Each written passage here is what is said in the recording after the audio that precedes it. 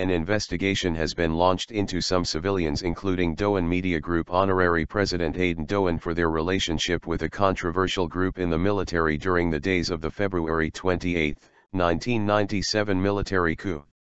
The launch of the investigation comes shortly after President Recep Tayyip Erdoğan publicly attacked Doğan over the way his group's flagship newspaper, Hürriyet, covered a death sentence handed down to Egypt's ousted President Mohamed Morsi last month. As part of the investigation, overseen by the Ankara Chief Public Prosecutor's Office, prosecutors are looking into relations between the West Study Group, BCG, a clandestine group formed within the Turkish Armed Forces, TUSK, to monitor the government back in the days of the coup, and some media members and businessmen as well as civil society organizations. The February 28 coup, also known as a postmodern coup, refers to the forced resignation of a coalition government led by a now-defunct conservative party, the Welfare Party, RP, by the military on February 28, 1997, on the grounds that there was rising religious fundamentalism in the country. The BCG worked like an intelligence organization, carrying out detailed categorizing of people both inside and outside the military.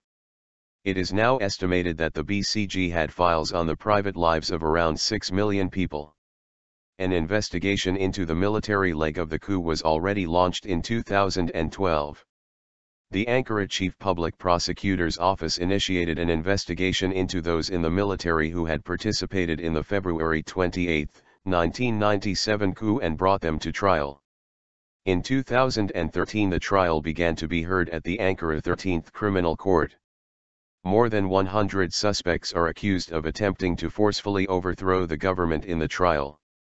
According to media reports, the Ankara Chief Public Prosecutor's Office Bureau for Crimes Against the Constitutional Order sent a document to the National Police Department's Counter-Terrorism Unit, TEM, on May 18 and asked for a list of public tenders that some institutions including the Doğan Group won between 1996 and 1999.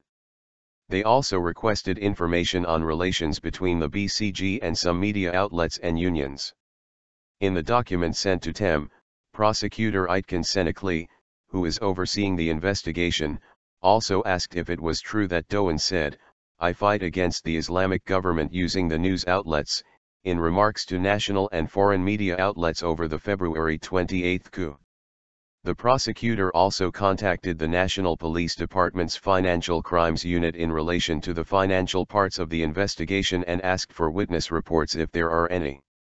The investigation includes a large number of businessmen and unions, including Doğan, former owner of the Posta Daily Mehmet Ali Yalnda, former owner of ATV, Sabah, and Yeni Zildin Bilgin, ex-owner of Show TV Erol Aksoy, the Turkish Union of Chambers and Commodity Exchanges, TOBB, the Confederation of Revolutionary Workers Unions, DSK, the Turkish Tradesmen's and Artisans Confederation, TESK, and the Turkish Confederation of Employers Unions, TSK. The February 28 coup introduced a series of harsh restrictions on religious life, with an unofficial but widely practiced ban on the use of the Islamic headscarf at public institutions and universities. An investigation was launched into Turkish media tycoon Doğan, the conglomerate KOC Holding and Turkish media figures on charges of being civilian supporters of the February 28, 1997 postmodern coup in 2014, however, the investigation did not yield any results. President Erdoğan attacked Doğan at a public rally he held in Kayseri province on May 17 after Hürriyet reported on a death sentence that was handed down to Morsi with a report on its website headlined "World in Shock, Death Sentence to President Who Won 52% of the Vote." Erdoğan claimed the headline suggested that he had been threatened with the death penalty handed down to Morsi. It has become ordinary for President Erdoğan to crack down on its opponents or critics with legal action, particularly after the eruption of a corruption probe in 2013 that implicated Erdoğan's inner circle. Erdoğan, who was the prime minister at the time, dubbed the probe as a coup attempt aiming to overthrow his government and launched a battle against the faith-based Gülen or Hizmet movement over claims of masterminding the probe.